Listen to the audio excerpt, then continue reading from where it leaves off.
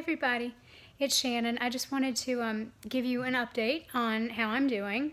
So it has been, my liver resection was in the beginning of March, I think like March the 5th, and everything from that is going really well.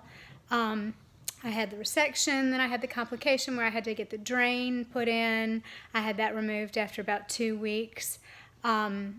And I can say that was completely worth doing. If you have the opportunity to get a liver resection, I would highly recommend getting one, and you'll see why in just a second. So 2 weeks ago, I had my first chemo appointment after that surgery. So that was chemo round number 7.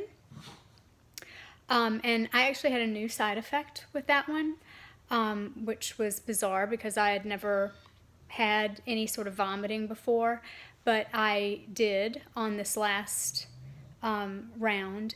It wasn't bad or anything, and I think if I got nauseous more often, I would know it was coming, but I don't get nauseous very often, so I didn't really know that that was the feeling of what I was having. So I took a Compazine like right after it, which is for breakthrough nausea, and I've been taking my regular like Zofran like I'm supposed to. But I did take that, and then that was it. So I just had one episode of that. Because I had been off the oxaliplatin, the drug that gives the wicked neuropathy, and it can cause headaches and all sorts of horrible side effects. Because I had been off of that for 8 weeks, my body wasn't used to having that back again, which was kind of nice. So that meant that the neuropathy was not nearly as bad yet because it just hadn't built up in my system. So I was able to drink cold things again just a few days after chemo and the whole week that I was at work, which was really, really nice to be able to do. So today, I went to work for my 5 days, and then today I went back in to have my chemo treatment number 8. And this was after I went last week and had a CT scan of my lungs, and I'm having this horrible like pain in my arm, which I told the doctor I was scared it was bone cancer, but he didn't think it was because that's generally, not always, but generally, colon cancer doesn't really spread to your bones. It absolutely can, but it's not one of the places that it really likes to go first. So the doctor was like, I really, really don't think it's bone cancer, but he sent me to get an x-ray instead of an MRI because he said he didn't really know what the protocol was for that, but he just wanted to see if he could see any types of cancer in, I guess if it looked abnormal just from an x-ray, which he said it was not cancer. So I was thankful for that.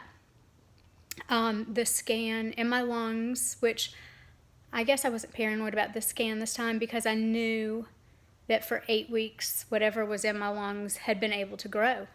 And I knew that going into this one. So I was not expecting, I wasn't expecting them to have maintained their size. I wasn't expecting any of that. I was expecting them to grow. And they did grow, but he said, just a little bit, which he was actually pretty happy about. He's like, this was not massive growth. It was just a little bit of growth. So that was good.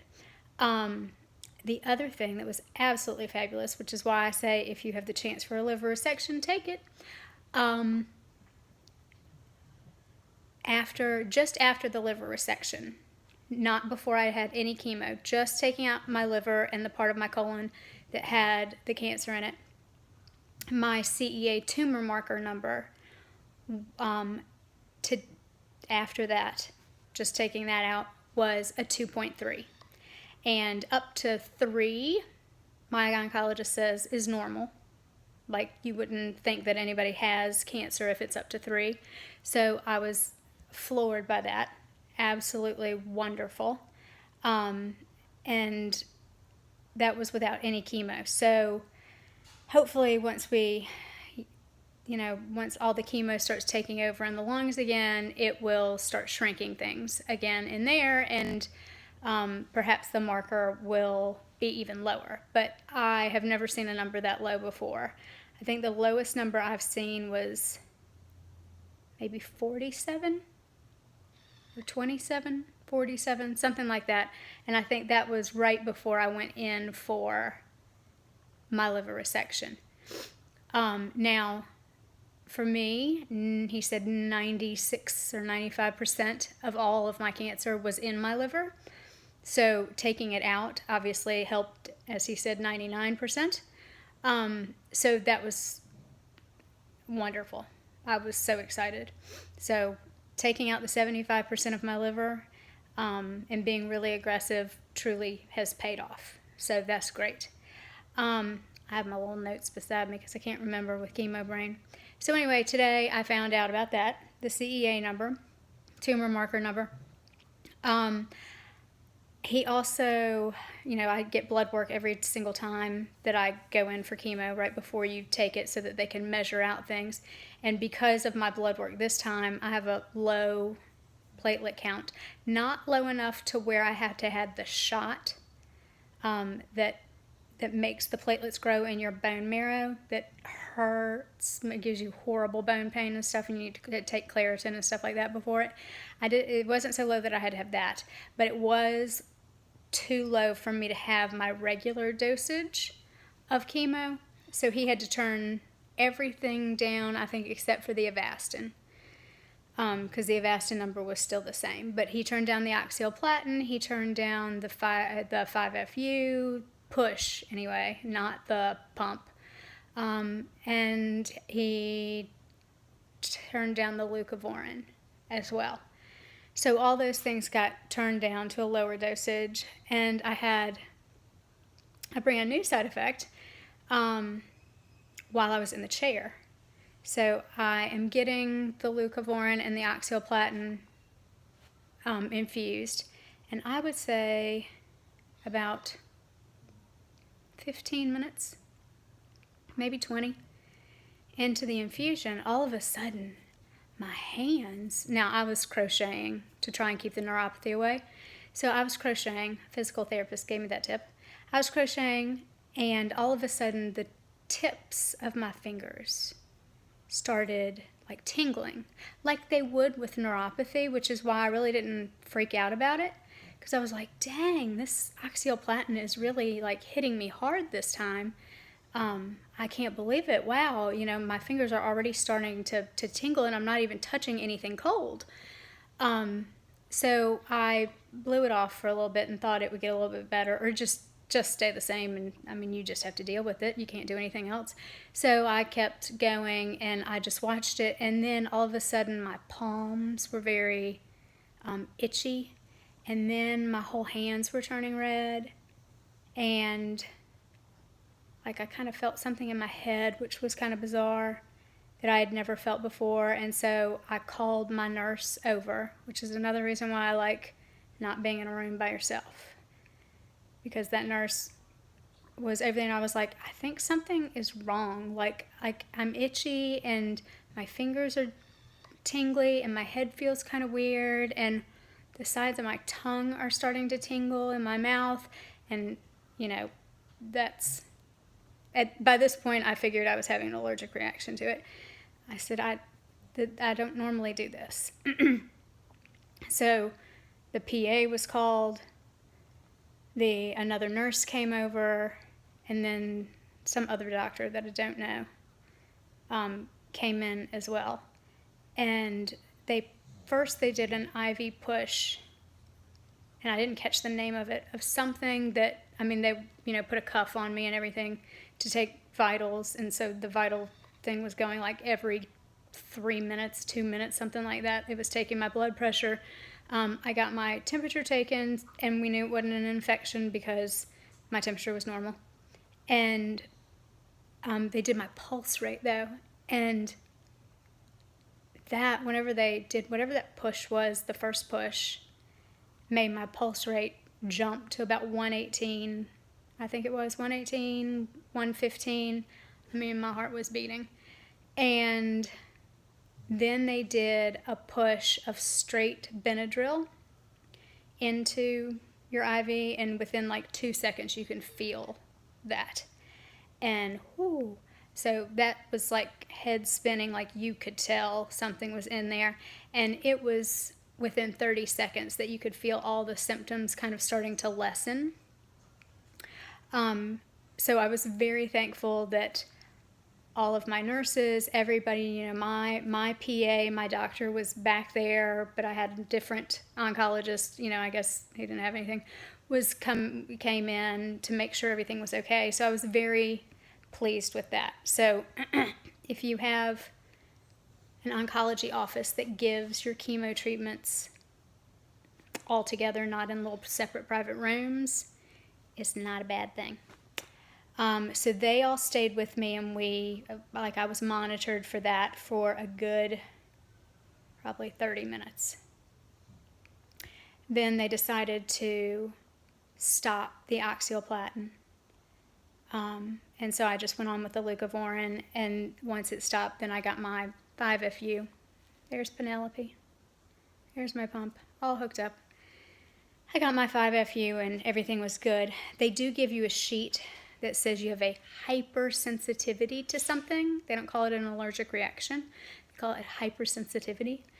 And apparently what I have to do now is I'm going to take a steroid before I go for my next infusion, like the day before I go, then the day of, and I think they said 2 days after, to try and combat any sort of hypersensitivity issue to oxaliplatin, because my body does a really good job on my tumors.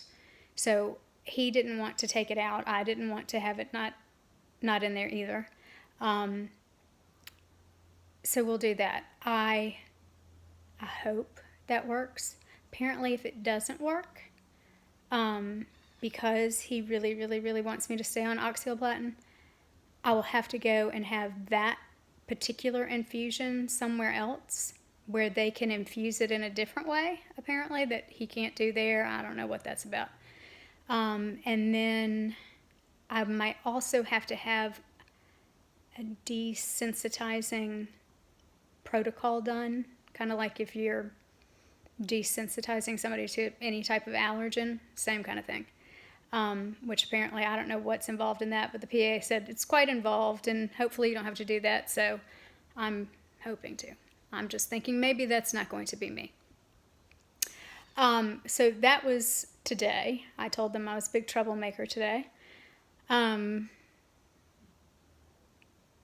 If you feel something different, don't brush it off. Tell somebody. And tell them, you know, as soon as because you know your body, you know, this has never happened to me before. I do not know what this is. And tell someone, and they can do things to help you. So make sure that you're on top of that. The last thing that I was thinking about, and I was just thinking about this week, because somebody was talking about how they had cancer, and I believe it was stage 3. And they were very excited that it was not stage 4, which I completely get. I mean, I get that. However, being a stage 4 patient myself, I could look on my bright side of being stage 4 instead of stage 3. And this person is a newly diagnosed stage 3, and it's not colon cancer. But you know, the good part about being a stage 4 patient, in my opinion, is you're never waiting for the other shoe to drop. You're already stage 4. I mean, if it spreads, you're still going to have like probably the same protocol. They might add in a few other things. You've been put on the hardest drugs that there are out there to deal with. You've already gone through the whole process of processing what stage 4 cancer means. You know, you've already kind of, you know, accepted that, and you've learned how to fight it. And so I thought, well, you know what? Being stage 4 isn't so bad. I don't ever have to sit there and wonder, is it going to spread somewhere else and now I'm going to be stage 4? I already am stage 4. So if you are a stage 4 patient, we can look to that and know that, that's not such a bad thing. I'm not waiting for the other shoe to drop. That's not a bad thing. I